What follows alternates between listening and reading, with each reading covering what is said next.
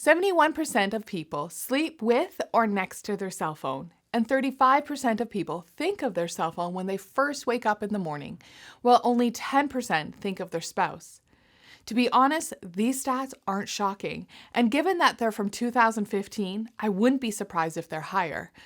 Cell phones have linked us together for communication, a basic human need, and has allowed us to have unlimited information at our fingertips. So it's no surprise that 44% of Americans say they couldn't go a day without their cell phone. But the question is, are we addicted? And that's what we're going to answer in today's video.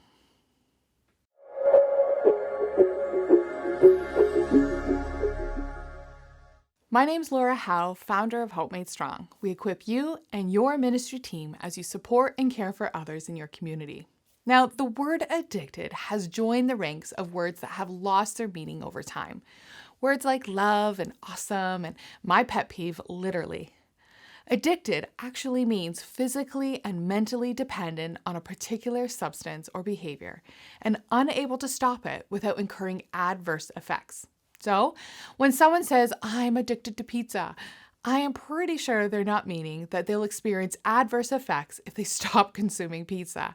However, I do believe that I can honestly say that I've been addicted to my cell phone.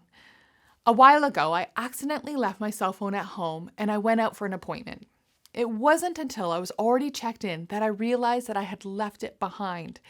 It's embarrassing to say, but I experienced a significant amount of anxiety. What if I miss an important call? Or what if my kid's school emailed?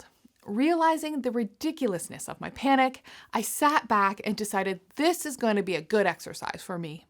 Well, it only took a few minutes before those positive expectations wore off, and over the next hour, I struggled.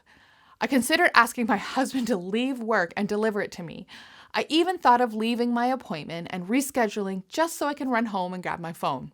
I became agitated, not knowing what to do with my hands or what to occupy my mind with, and the dreaded thought of actually having to talk to someone in the waiting room. I realized that I was experiencing withdrawal symptoms, just like any other behavioral addiction. Well, with life going a mile a minute and demands pinging and vibrating, calling for our attention, it's hard to take an afternoon away from the phone. But for me, it was a much needed and eye-opening exercise. I discovered that I needed to relook at my phone usage and how it was impacting my mental health and my relationships. Here are the 7 signs to look at. Number 1, how are your relationships impacted? Has your spouse asked you to put away your phone, or have your kids commented on your technology use? There is no prescribed amount that indicates an addiction. However, when your behavior negatively impacts your relationships, it's a warning sign that your phone use is problematic. Number 2 is physical impacts. Has your health been negatively impacted? For a phone addiction, it's good to consider it a warning sign if you're experiencing neck or back issues or even eye strain and headaches.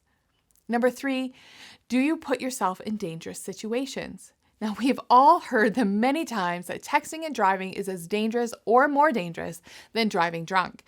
But many people continue to do it and put themselves in harm's way because they can't resist checking and responding to their phones. And we've all seen those videos of people walking into poles, falling downstairs, or even walking directly into traffic, all while staring at their phone. The 4th is building up a tolerance.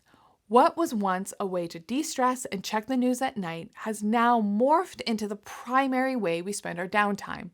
Now we regularly sit on our couches watching the tiny screen in our hand for hours.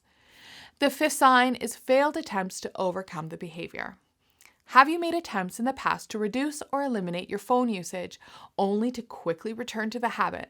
Now, this one hits home for me. I developed the habit of playing on my phone in bed and have discovered that I have the urge to check my phone each night before turning out the lights.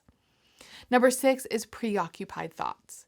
This is what I experienced when I left my phone at home for the afternoon. I was uncomfortable and fidgety. I kept thinking of ways on how to get my phone, and I would reach for my phone forgetting that it wasn't there. For hours, I had preoccupied thoughts about my phone. And the 7th is losing track of time. It was eye-opening when I started to regularly look at the time used on my phone. I was shocked to see the numbers of hours that I was spending. What we may think are just a few moments to relax turns into hours in front of the screen. Use this video for self-reflection and share it with others. If you've identified with more than one of these signs of addiction, have hope. You're not a bad person or foolish. You are a human, and you're responding to stress and those negative feelings. But addiction is not what God intended for our lives. Addiction can consume our thoughts and dictate our behaviors. But God's intention is for us to live in freedom. Thanks for connecting. Take care.